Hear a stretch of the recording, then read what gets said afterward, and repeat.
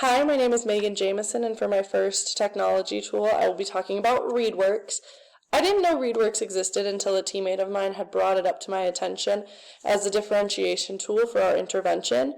And so Readworks is really nice because it continues to create privacy for our students. It doesn't violate any of those. They need their Google account. Their Google account has access to this, this, and this. All your students need is this class code. I have two classes listed here, so I have my homeroom and then I have my students that I see for targeted intervention for 40 minutes a day. And with Readworks, I can go ahead and I can assign different things. So my homeroom doesn't have anything assigned, but my TI does. And we're currently studying science and how motion and collision work together and how one thing will affect the motion of another thing. And so I did the simple physics of soccer. And I can go through and see students that either didn't do so hot on their multiple choice or maybe did really well on their multiple choice. Like Ari here, she worked really hard and only missed that last one. And so they are given a passage, and the passage lexiles can change. You can change them to whatever you want them to be, but in this case I kept it at a 4th grade level passage, and it is a non-fiction passage about the physics of soccer. And once the students have read, they have a vocabulary activity that they do, and then they have a question set that gives them comprehension questions that include short constructed responses. And in this one specifically, these constructed responses are real-world examples, like carrying furniture up flights of stairs and having different soccer players participate in an experiment with different weighted balls and different distances.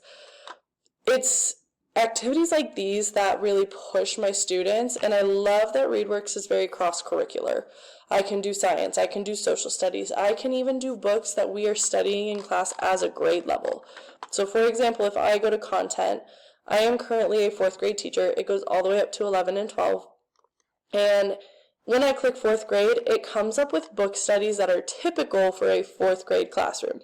Now, my school actually does Love That Dog. And so for Love That Dog, it has 3 different book studies that we could do. So it has Zora Neale Hurston, it has Poets and Their Poems, and Helping Our Furry Friends.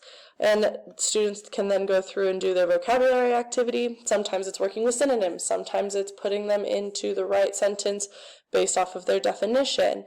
It all just depends. So like for this one, it would be celebrate would go right here.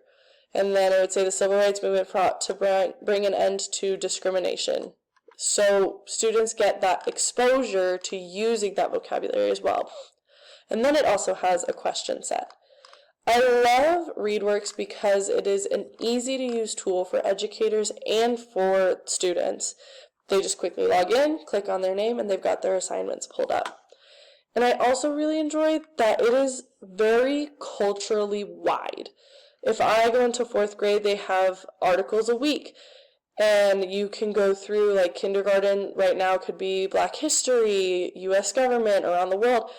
It's incorporating all these really big topics and these cultural topics that we don't always get to touch on in our classrooms, and I think it's great for our students to see that.